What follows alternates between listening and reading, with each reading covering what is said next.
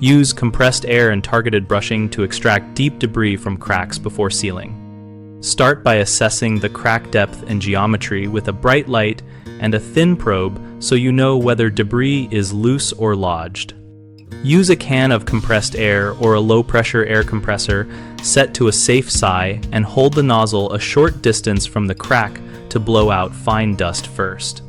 For stubborn material, use a small wire brush for masonry or a stiff nylon brush for softer materials, and work along the crack length with short strokes to avoid widening the joint.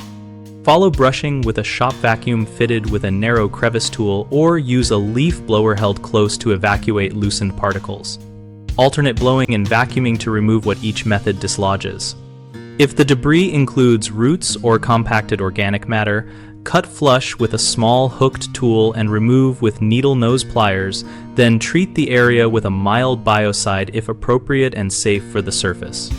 Repeat the process until a clean visual inspection and a tactile probe show no remaining grit, because any trapped particles will prevent sealant adhesion and shorten the repair life.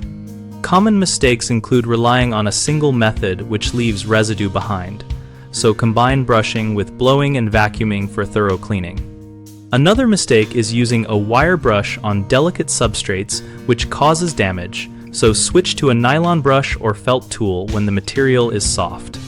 A third issue is skipping inspection for hidden organic matter, which can regrow under sealant, remove roots, and apply a compatible biocide when needed to stop future decay.